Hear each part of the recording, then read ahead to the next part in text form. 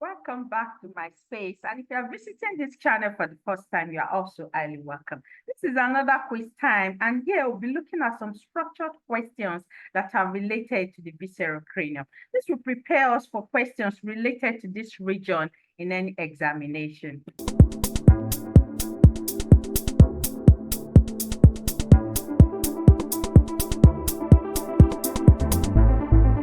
The first question we'll be looking at is dash is not a paired facial bone. We know that the facial skeleton is made up of different types of bones that are joined together.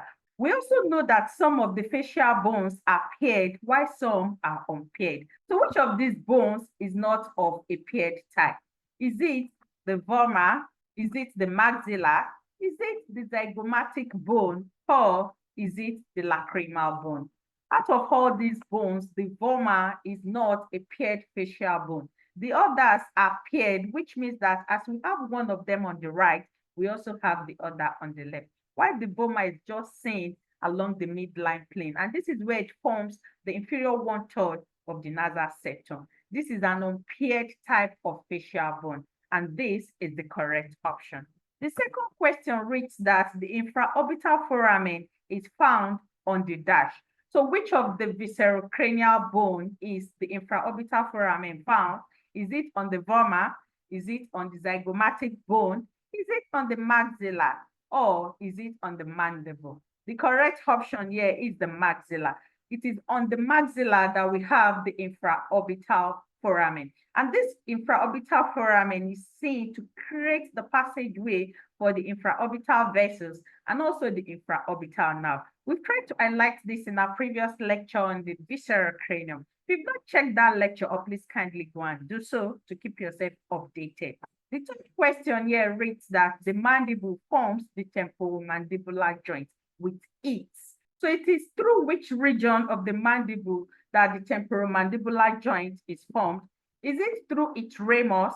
Is it through its alveoli process? Is it through its condyloid process? Or is it through its coronoid process? The correct option here is through its condyloid process. It is through this process that we have the mandibular fossa of the temporal bone forming a connection with this specific region of the mandible. And this is where we have the creation of the temporomandibular joint. So this is the correct option here. The fourth question reads that the vomer forms the dash. The vomer, is it seen to form the superior two-thirds of the bony nasal septum? Is it seen to form the inferior two-thirds of the bony nasal septum? Is the vomer seen to form the superior one-third of the bony nasal septum? Or is the vomer seen to form the inferior one-third of the bony nasal septum? So which of this specific region is correct as it relates to the vomer? The correct answer here is the inferior one-third of the bony nasal septum.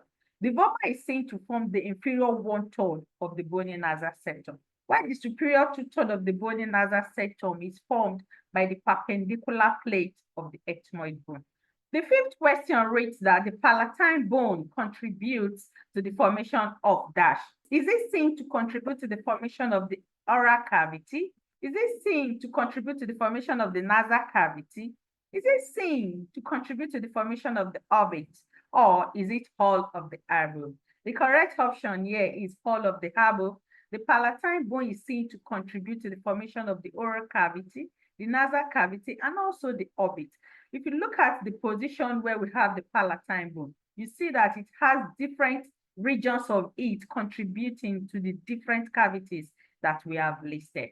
The sixth question reads that the movable bone of the visceral cranium is. The movable bone of the visceral cranium, is it the mandible? Is it the lacrimal bone? Is it the maxilla? Or is it the palatine bone? The correct answer here is the mandible. The mandible is the movable bone of the visceral cranium. And this is what gives the allowance for speaking and also chewing. And these activities are exerted through the temporomandibular joint that is formed by the condyloid process of the mandible.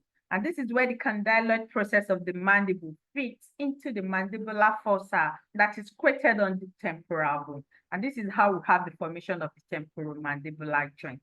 The seventh question reads that the inferior nasal conchae are The inferior nasal concha, are they seen as part of the ethmoid bone? Are they separate viscerocranial bones?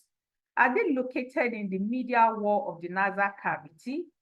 Are they part of the neurocranial bones?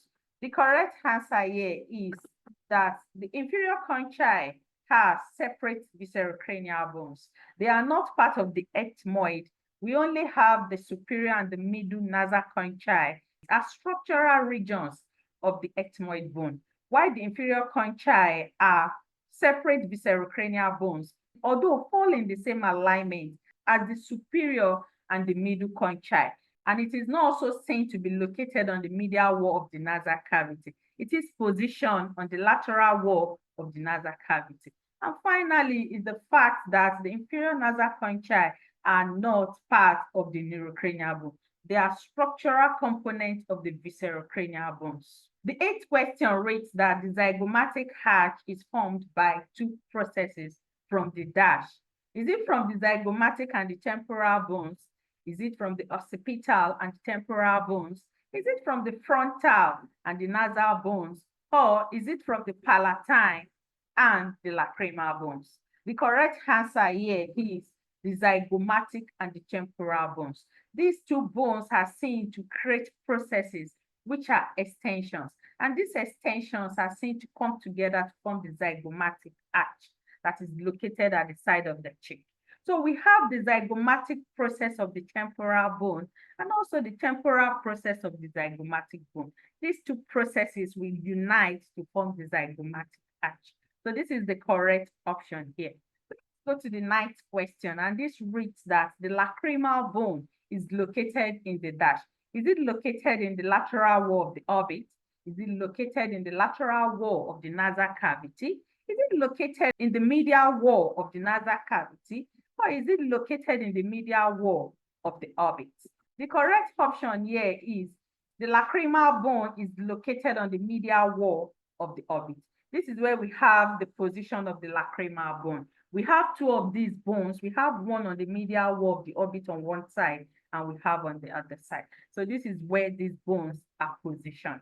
The 10th question, which is the last question, states that the processes of the zygomatic bone include: is it seen to include the maxillary process? Is it seen to include the temporal process? Is it seen to include the frontal process? Or is it all of the above? The correct option here is all of the above. The zygomatic bone is seen to have extensions where it connects with the bones that are located around it. And these processes are so named based on the bones that they are directed towards. So we have the maxillary process, which is directed towards the maxilla. We have the temporal process that is directed towards the temporal bone. And we have the frontal process, which is also directed towards the frontal bone. Hence, the correct option here is all of the above. So thanks for taking this quiz, and I hope you find this useful. Have your grades in the comment section.